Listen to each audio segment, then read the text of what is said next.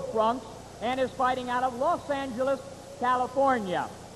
He weighed in at 156 pounds. His record includes 36 wins, 2 losses, with 19 wins coming by way of knockout. Please welcome tonight's challenger and the former WBO junior middleweight and WBA middleweight champion of the world, now ranked #1 middleweight contender by the IBF, presenting John David Jackson.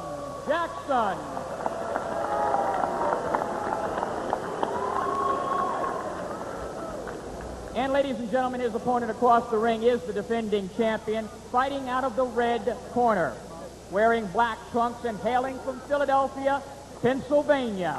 He weighed in at a ready 156 1/2 pounds. He enters the ring with a record of 30 wins, 2 losses, and 1 draw, 23 wins coming by way of knockout. Tonight, making his 4th defense of his title, please welcome the IBF middleweight champion of the world, Bernard the Executioner Hopkins.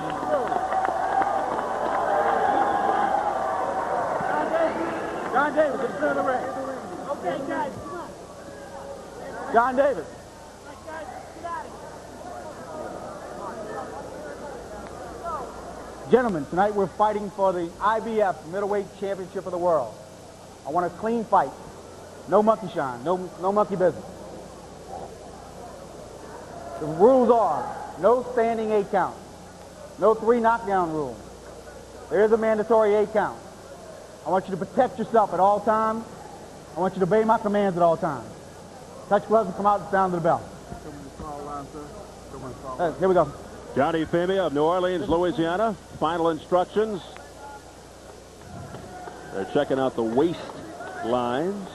IBF middleweight champ Bernard Hopkins inactive 273 days, or about 9 months, due to promotional problems. He left Butch Lewis for Dan Goosen and America Presents, so he feels better about everything from the category just in case. 5-0 with 5 knockouts against southpaws. Jackson, the #1 contender, despite losing his last fight, which he calls a blessing in disguise, because he now says Hopkins thinks he's slipping, perhaps false confidence for Hopkins. And a very interested spectator, the WBA middleweight champion in the crowd, William Joppy, very aggressive fighter out of Rockville, Maryland, in need of a big-name opponent, but tough to find at 160. He has to unify the title, perhaps. He's a future opponent here. Here we go. Round 1, scheduled for 12 for the IBF middleweight championship. Bernard Hopkins, the champion, in the black trunks with the gold trim. John David Jackson in the all-gold trunks, the challenger. You know, both of these fighters were so light at the weigh-in that they're just about junior, middle, or super welter, call it what you like. That's 154. Just a couple of pounds over that. They could be in any division. That's a lot of aggression just then. That last little rhubarb there was kind of a gutter kind of fighting.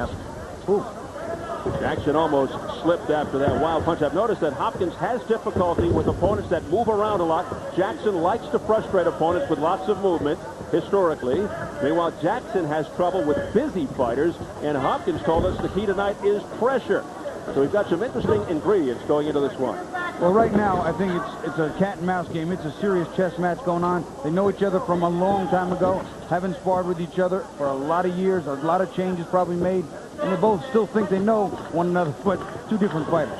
Jackson has a very wide stance. Bobby, take a look at how wide it is between those 2. Yeah, he likes to rock and roll, in and out, back and forth, move out of the way. Not a big puncher, crisp, sharp counter puncher, likes to be fast.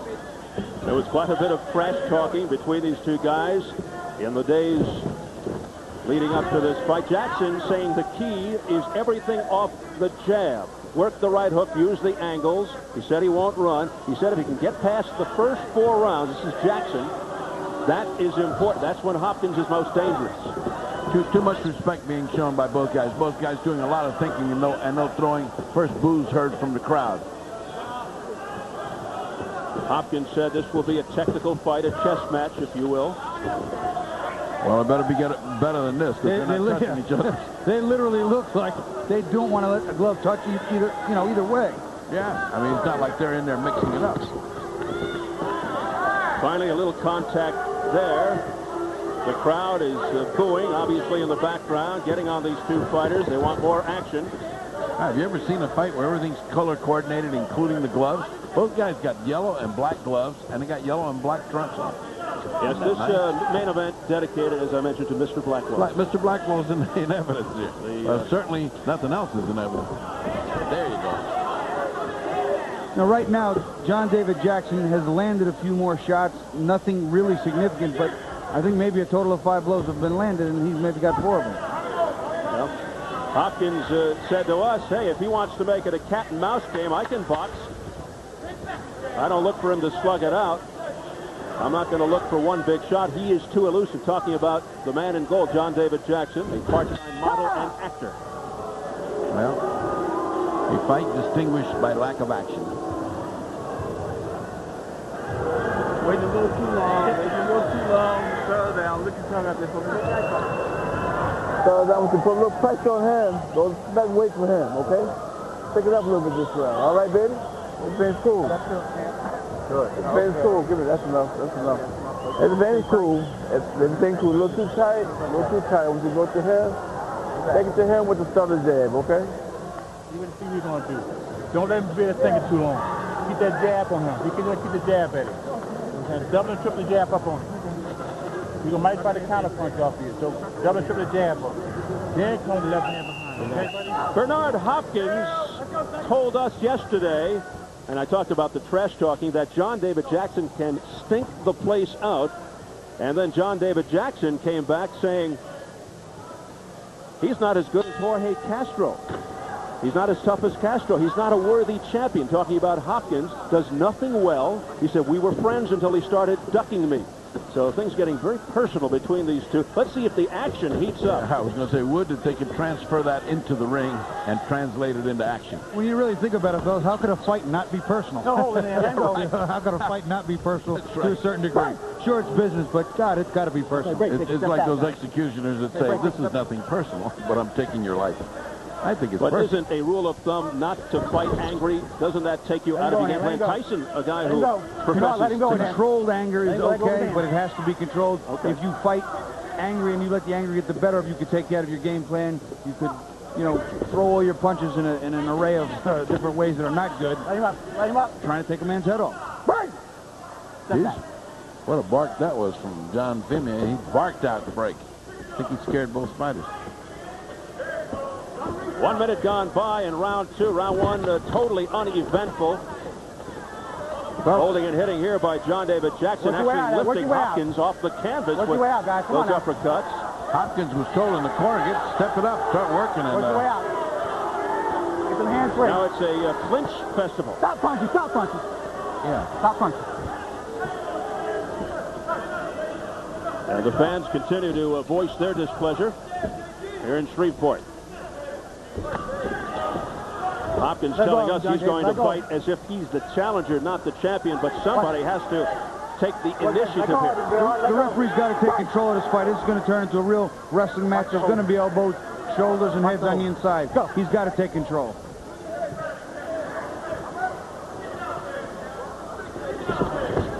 Wild swing and a miss. Overhand right attempt there by Bernard Hopkins.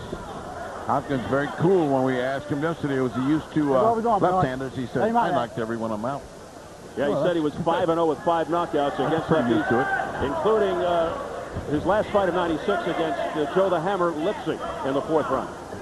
That was an impressive knockout, too. Lipsy, strong puncher with both hands, came to fight and was winning early, but then got caught. And when he got caught, the Executioner did finish him off. Jackson said he trained 12 weeks for this fight. Hopkins told us he's in great condition, trained up at Big Bear, altitude about 7,000 feet. He said he not only wants to win, but do it convincingly. But so far, we are not seeing that. Probably where he dropped all that weight up there. He's only about 156, both coming in under the 160 limit. This fight, they've done nothing but grab each other and fight very well. I find this very hard to judge. The first one I thought Hopkins, Jackson had punched more. I don't know where to go here except even. Well, in one of the more compelling fights of 1994, John David Jackson battled Argentinian Jorge Castro. We mentioned it before, Ferdy, in Monterrey, Mexico, in a nonstop furious affair. Jackson had the upper hand for 8 rounds. When in round 9, Jackson, after unleashing a wicked combination, watch what happens here. Castro will miss with the right and then land cleanly with a winging left hook. Boom. Right to the head. Jackson walked right into it. And he bounced his head off. Watch how he bounced his head off the canvas. Both, you see? That's like getting hit twice. And that is like getting hit with a baseball bat after he went down. And some ringside observers thought it could have been stopped earlier in Jackson's favor. We were in those. Including us. Yes. Including us. We were screaming, what do you want to do? Kill this guy? And all of a sudden he comes up with a punch. Well, he's 3-1 since the dramatic loss, Ferdy, with that 10-round decision over James Green, Guy Stanford, and Augustine Renteria, and the split decision loss to Abdul Ramadan. Well, Hopkins better get his game plan going if he has got a game plan, because so far he's shown nothing. Nothing except they grab each other. Round 3 for the IBF middleweight championship. Not much has happened. Look out! Action actually caught Hopkins on his way down. Yeah. Big smile on the face of Hopkins. Yeah, it was nice. He could have let him drop. Looking more like WWF. I'll tell you what, yeah. Hopkins still with a big smile. Hopkins now going in on the attack. Saw a little opening there, but couldn't take advantage. You know, John David Jackson's legs just came out from under him. I don't really think he was that hurt, but he just went back and his knees buckled, and he just couldn't seem to get his balance. I really don't think he was hurt. I don't think he was hurt at all. I'm not even sure he was hit. On the other hand, I wonder what's wrong with his legs. Look, he did it again. See, his leg slipped it under him again. Stop punching. Stop punching, guys. Back up, back up. When I say break, take a step back. This may be one of those old punch and grab kind of fights. There it is. I mean, as soon as he gets in close, it's punch and grab. Back up. John David Jackson, a natural lefty who calls himself ambidextrous. He can switch. There you go, John. He did that against Castro early on. He feels that his power is in his right hand, although he's a southpaw. See, the referee's got to take charge. He's got to break this up. Look at this, huh? He cannot allow this to continue. No, he said to him, John, let him go, let him go. He must get between them. Johnny Femia finally splitting them apart. Now this has basically been a dance-a-thon here and a clinch fest. Yeah, clutch-a-thon. Yes. Little arrogant smile on the face of Bernard Hopkins. I don't understand why. Now, right now, Hopkins is landing a little bit more effectively with the right hand, but as soon as he gets close enough, Jackson ties him up. Now both hold. Hopkins, normally an adaptable type fighter who likes to go to the body, an in-fighter. He's got an attitude. Has difficulty, as mentioned, with guys who move around a lot, and that certainly is the style of Jackson. But Jackson has the kind of style, he doesn't mind boring you to death. If he thinks that's what's going to get the job done, he will do that. He doesn't go in looking for the knockout. A boxer technician, very slow to attack, defensive. Tries to put his combinations together and frustrate his opponents. Well, what he has to do is he has to do the best with what he has. He's not a big banger. He's not a big, strong, one-punch knockout artist. If he can move, confuse you with his southpaw style as well as his speed and unusual angles, that's what he's supposed to do. Two or three times, the referee has said, stop holding. Now he's pointing at Jackson and really saying it because he's the one that's doing the holding. See, as soon as he gets in, he grabs it. Now, Jackson does have that awkward jab, sometimes leaves himself open after the jab. We'll see if Hopkins can take advantage later. He's double up, going to the body. He's double up, going to the body. Look your tongue out from me. Double up, going to the body, baby. Follow me in the water, son. Go ahead. You know that. I know. Both of y'all are holding, all right? Lay off the holding. All right? Let's take a look at that awkward lift that reminded us of wrestling circles. You know, here, Jackson could have let him drop, and see right there, let him drop? No, he held him. So it's kind of nice, gentlemanly thing to do. That was a lovely dip. It was. It was kind of an orchestrated dance there. You know what it is. It's getting sickening here because there's no fight. By the way, I'd be remiss before the action starts if we don't wish. I know you did. We want to wish Jimmy Lennon to get well. I'm kind of mad at him because he didn't call me for a house call. I'd have gone all the way to California to see him. Your bedside manner alone would have been... All he had to do was call me. Jimmy's a friend. Jimmy's a friend. All right, round 4. I thought this was a contact sport, but not here between these two guys, Hopkins and Jackson so far. Awkward fight. One of my partners at ringside here, Henny Youngman. Henny didn't have a bad left hook, by the way. I wouldn't doubt it. All right, round 4 continues. This for the IBF Middleweight Championship. The champion, Bernard Hopkins, in the black trunks. The challenger, John David Jackson, in the gold. Both fighters talked about going to the body. Hopkins wanted to slow Jackson down by going to his body, and conversely, Jackson said the same thing. I want to take him out of his game plan. No one's gone to his body. I'll hit him there and slow him down. But neither are really doing that very well. Hopkins 30 wins, 2 losses, 1 draw with 23 KOs. Jackson 36-2 with 19 knockouts. He's 8-1 in title fights. Straight right hand there by Bernard Hopkins. Well, that's the first kind of good punch that landed. Yeah, that's probably the best punch landed so far. Because his head went back, and it looked effective. Oh, Jackson almost walked in. What did I say before? When he lets loose with a jab, he lets himself open. He's wobbled. A straight right, a combination by Hopkins. Hopkins now trying to pour it on. I'll tell you what, his strength factor here is going to be leaning heavily toward Hopkins' favor. He landed a couple of clean shots on John David Jackson.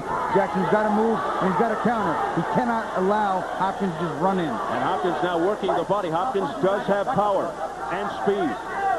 Jackson looks lackadaisical. His face looks lackadaisical, and his legs look weak. I mean, he doesn't look like he's fighting with strength. Look at his face. He's got a mass of indifference almost. Many wondering how you lose your last fight and still retain your #1 ranking, and that's the case with John David Jackson. You know, John David Jackson said that he got knocked down the first round. He got up, he survived. Second round, he took off just to get his head clear and won the last 8, and even his opponent said you won the fight. So maybe somebody in the ratings committee. Oh, what a shot. What a beautiful right hand. Now that's a shot. Now David is in trouble. John David is in trouble. And down he goes, but the referee, Johnny Femi, is saying it was a push or a slip. So it is not a knockdown, although Jackson has been staggered. He is wobbly. He is wobbly. He's not sure of himself. You know, we talked about the Castro fight. He came out and he fought Castro as opposed to boxing, moving, and as Bernard would say, stink the place out. That's right hand by Bernard Hopkins, and Jackson is in trouble. But that's the problem. Jackson started to fight with Castro, and that's what happened. And here's what's happened here. He cannot fight. He's got to box. See, he did a wrestling move there. He jumped up to be funny, and it's not funny at all. And it could have cost him a point. He's lucky it didn't. Jackson on very wobbly legs as the bell sounds. Big round for Hopkins. Big. Could have blown it by that stupid comedy. What happened to the sponge? What a sponge there, guys. Hold this up here. Don't worry, Jake. Don't worry. Don't panic. You got a little good shot. You can't back from it. You understand what I'm saying? Don't worry about it. They're going to sponge up there. Now, let's take a look at how he got in trouble. To begin with, Jackson's fighting him and not really being effective. But he gets hit. See that right hand? Now watch what happens to him later in the round. Bobby. Well, we'll take a look. Hopkins is trying to unload with that right hand. You'll watch it connect right there. And you can see the legs come out from Jackson. He's a little unsteady there. That right hand is finding its mark, and he's got to neutralize the right hand. And the way he needs to do that is to slip outside it, slip under it, or use his own counter hook. And those tactics are necessary by Hopkins at the end. Hopkins connecting with a series of straight rights, chasing Jackson around the ring at 1:15 into the last round, round 4. Another at 2:10 and a big right at 2:40 that staggered Jackson. Round 5 now. And for the first time in this fight, I have Hopkins ahead 39-38. What do you have, Bobby? I have it 39-37. I had the first round for Jackson, the next 3 for Hopkins. I thought it was a little more effective in the second round, and certainly in the last 2 with that right hand, he's been getting home much cleaner. There again, you see it. Hopkins applying the pressure again, pressing the attack. Combination. He landed with the straight right. Well, we're past round 4. This is where Jackson thinks he could take over and start to implement his boxing and be effective. This is where we need to see him make his move. Oh, a smacking straight right hand by by Hopkins. Again, Jackson walking right into it. Yeah, he doesn't look too enthusiastic. Things don't look too great for Jackson right now. He looks like he's fighting a falling apart fight, a fight in retreat, a defeated fight. Hopkins with all kinds of confidence right now, very much in command the last couple of rounds after a very lackluster start by both men. And Jackson waving off saying, I'm okay, which usually means that he may be hurt. Well, with his legs so wide, as Freddie pointed out earlier, he doesn't maintain really good balance. And sometimes when he leans back, he almost falls over because the legs are so wide. After that wild miss, Bobby, by Hopkins, a clash of heads. You know, Bobby, that's why I was pointing it out to you at the beginning. How could this guy, with his legs that big, that wide apart, think he's going to have motion to get away when he wants to? He can't. They're too far apart. And even coming forward with him, he's so far off balance. Hopkins doesn't seem to be having any problem with the southpaw style here of John David Jackson. Oh, what a vicious right cross to the face of Jackson by Hopkins. Big punch. Now, Hopkins talked about not only cleaning up the middleweights, but possibly jockeying back and forth between the super middles. Well, tonight he was so light he could go down to the junior middles as well. Sure. Oh, another thumping straight right hand to the jaw by Bernard Hopkins. And now Hopkins is grabbing in earnest. When he gets in trouble, he just grabs and holds on. That right is finding a home by Hopkins. I'm sorry, I just made a mistake. Jackson is the one that's holding on, and not Hopkins. Hopkins is the one that's doing the pounding in the black trunks. Misspoke there. 30 seconds remaining in round number 5. Another big round for Bernard Hopkins, the executioner, after a very listless start. He looks like he's having fun now. Well, he was smiling earlier. Maybe he knew something. Hopkins looks like he's having fun.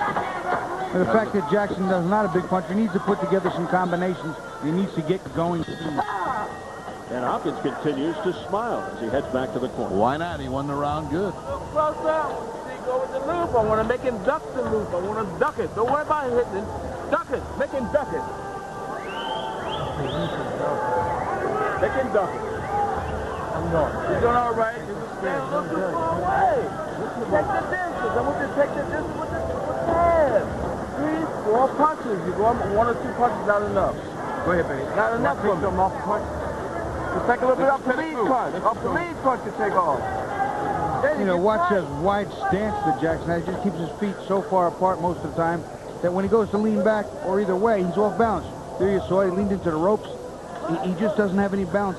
When he bends backward, all his weight is on one side of his body. He can't jockey or shift back and forth. You know, it's terrible. I just don't see how a guy can fight like that and maintain mobility, and when he gets hit, he has nowhere to go. He's way apart. He has no base, no foundation. The bell for round 6, very experienced corner for Hopkins. Bowie Fisher, Al Mitchell, the 96 U.S. Olympic boxing coach, who had gold medal winner David Reed, the lone U.S. gold medal man. For the first time they tangled feet there, as we repeat over and over again, happens with left hand. I mean, their feet just get together. Their lead foot is on top of one or the other. Jackson hasn't won a round perhaps since the first, and really hasn't scored cleanly on Hopkins all night. The last 2-3 rounds, all Bernard Hopkins.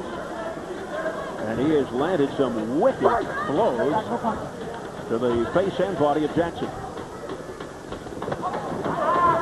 That's what Jackson needs to do. Just what he did there. He let Hopkins throw some punches, slipped one, blocked one, and fired back with 2 or 3. But he has to be more effective, and he has to get Hopkins' respect. Boy, that was no punch at all. That was no punch at all. Telegraphed at a very soft left hook that was easily guarded by Hopkins. Had it landed, would have not had any effect. That was a bona fide slap. That was a pillow if ever there was. Well, I think some of the punishment dished out by Hopkins has taken a lot of steam out of John David Jackson here, obviously. He's become tentative. He doesn't want to punch real hard, thinking he's going to get countered real hard. Oh, a good left hook there by Jackson out of nowhere, but Hopkins showing the chin. Pretty good exchange there that Jackson got the better of. A rarity. Halfway point of round 6. He needs to use his speed to counter and counter sharp. In between Hopkins' big shots, he needs to counter. Second warning for holding against the challenger Jackson by Johnny Femia. We approach the final minute of round 6 for the IBF middleweight title. Again, charging in is the champion. Bernard Hopkins. Look out, Jackson doubled over through the rope. And you heard the instructions not to hit him when he turns around. And then, that right hand was solid, fellas. Yeah. Bernard Hopkins with a vicious right. Down goes Jackson. Scrambling, sprawling to the canvas. 2, 6, 7. He went from 2 to 6. The new math. He had the new math. 30 seconds to go in round 6. Can Jackson survive the round? I don't think he's in trouble. But he was. I don't think he was in trouble. He was off balance, but he got caught. The initial shot was a little bit of a big shot. Still on wobbly legs. Now he turns him around. Hopkins spinning Jackson around. Boy, John David Jackson looks just aren't under him. I mean, his legs just aren't under him. Very wobbly. He just seems to be trying to get out of the way at all costs to the point he's turning the tail and running almost. It's not good. Yeah, the future does not seem bright for John Jackson. You can't take the owl from him, buddy. You can't take the owl from him. You're going the wrong way. You keep going to him. Right there. Right there. Fuck it. You're going the wrong way on him, buddy. You're going the wrong way on him. You got to go to your left. I mean, your right. Go to your right. Don't go to your left. Go to your left too much.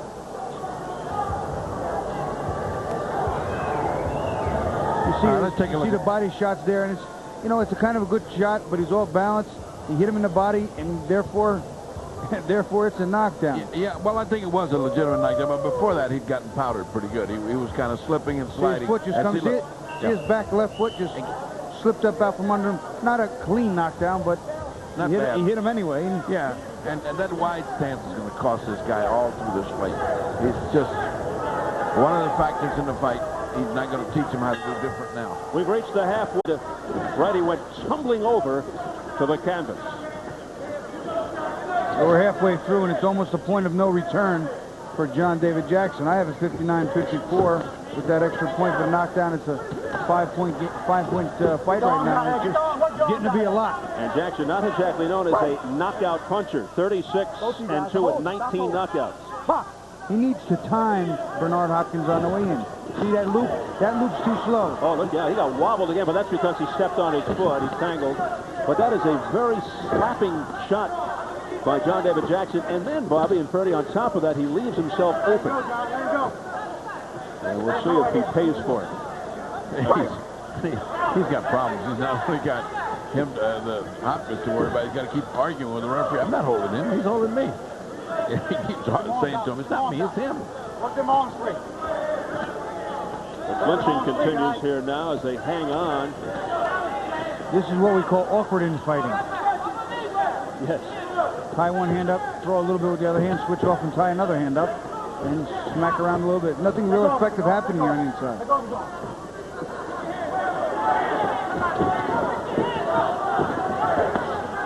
Let him up, Bernard. Let him up. Now this is bordering on what we see over and over again. Styles don't make the fight. This style is not pleasing to watch. One style is not fitting the other. One is survival, and the other guy's going all out for knockout. There's the jab by John David Jackson trying to set up the left. It was flush on the face. Yeah, but see, it wasn't there. Right. It wasn't a straight. It was a roundhouse. A southpaw is not supposed to throw a left hook. He's supposed to throw a right hook from his right hand. And that gets Hopkins going. Here's the whole arsenal. A barrage by Bernard Hopkins to the body and head of Jackson in Jackson's corner. And the referee, Femia, looking on very closely here. Oh, look out. Oh, that's a big right hand. Right hand by Bernard Hopkins, and Jackson going through the ropes. And he continues to hit him. And that's it. It's over. Johnny Femia Jr. finally steps in and ends it, and Jackson does not know where he is. He just was not defending himself. He didn't go down the ropes, actually hurt him. He would have better off going down, taking a knee, getting some rest, clearing his head, and getting back in the game, but he just didn't do what he had to do. Well, it shows he wasn't there. His mind wasn't there. He was not conscious, and again, they did the right thing.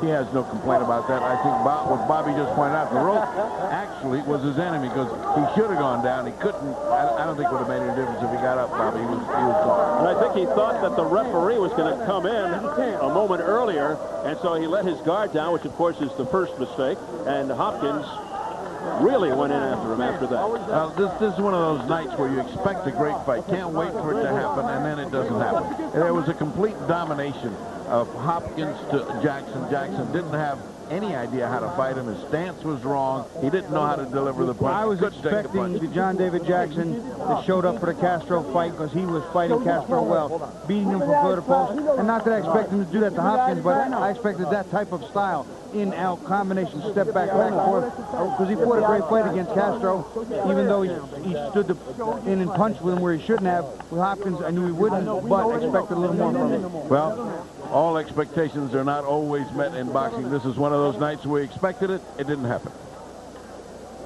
So Bernard Hopkins makes his 4th successful defense of the title. Bernard Hopkins is here, the strength, big fact. You see him land a couple of big shots, then he works to the body. Big right hand there to the body, and again, up top, he rips it up. The left hand, the right hand, top of the head, side of the head. Bernard Hopkins kept the pressure on here, kept the punches, didn't load up with him, made sure they landed. And then you'll see John David Jackson does something on the ropes here that's awkward. He sits on it, and then comes almost through the ropes, doesn't really go down, right there. Doesn't touch. You see the ref? The referee started to step in between them, and he got hit clean while the ref was there. All right, from overhead, Bobby. Yeah, here you see him, he's sitting on the, I think it's the bottom rope, or second to bottom rope. And now when he stands up, I think he thinks it's a knockdown. He drops his hands and he gets hit with 2 or 3 clean shots. And then the referee just completely stops the fight. I think there was some misunderstanding there on John David Jackson's part. And the referee was a little shaky for a minute. Yes. Okay, we all... You said you were going to take him, and you did from the very beginning. Thanks, Doc. I'd like to give all praises be to Allah, bear witness there's no God but Allah, and the Prophet Muhammad, peace and blessings be upon him. I'd like to thank my mother, Shirley, my father, Bernard Hopkins Sr. He couldn't make it today, Doc, and I'm glad to be here on Showtime again and working with Don King and getting ready for maybe a unification. I hope so, Doc, because, you know, everybody wearing belts now. And everybody confused who the real champion is in all weight classes. But that makes it all the more interesting because a guy like this can put all those rivalries together. You know, this is the end of another rivalry. You had a rivalry with this guy dating back to the Philadelphia, to the gyms. I think he put an answer to that, didn't you? Yes, he did. Well, me and John David Jackson, I said it before, and I ain't hold no punches back, and said that John David Jackson taught me how to fight southpaws. I was 8-0 when I fought John when he was at the top of his game at junior middleweight. I love him. I give him all respects. And you know what? It's just passing the torch down. If I need a southpaw, you know who I'm going to call? I'm going to call John David Jackson because he taught me. And he took me to school for a while. I said, I can't hit this guy. And I stuck with it. And, John, I give you all the praises, man. You helped me. And you did a good job helping me get ready. Well, not training for Lipsy, but that southpaw stand was dangerous, man. And I paid a good price for it early in my career. Would you say you buried the hatchet here tonight? Well, it wasn't never no grudge and everything. But if you want to say bury the hatchet, I think that it comes a point when a man graduates. He was the teacher, and he passed me the apple, and now I got to take and teach somebody else. Let me talk to the professor, because the professor had a bad night here tonight. Yeah, well, first of all, I thank Don King Productions and Don King himself for allowing me to fight for the world title. He worked very hard and diligently to get it. I'm sorry that I let him down. I also thank Carl King, because he was very instrumental in getting me this title shot. If it weren't for him, I wouldn't have got it, and I just want to thank both of them very much. Bernard, you know, I underestimated him. I thought he didn't learn enough, but tonight he proved he did. The weight just really got to me too low. I've been fighting like 165 lately, you know. But I make no excuse. Young, strong young man. He proved tonight that he's a better man, and I can't take it. You agree with the stoppage because it really did look like it was stopped right? You know, fighters are never going to agree to that. But the referee made the decision, and I respect that, and nothing I can do about it. Once again, I think DK and CK and everybody else, and Bernard, hey, you are the better middleweight, and I have to take my hat off to you, and God bless you and go for the best. I want to thank everybody that, hey, if you believe in the Lord and you love yourself, then anything possible in the world can happen. DK proved it, CK proved it, and my cornerman, I want to thank everybody. I let you down, but hey, I may be down in the boxing game. I'm not out in life. Thank you very much. Well, that's a good show of sportsmanship. That's what we like to see in boxing. One thing about John, I'm a little envy of him because he got a model career. I don't look that good. Right. Well, the way he punches, you need a model career. All right, that's very nice. Top bid, Lord White Top bid.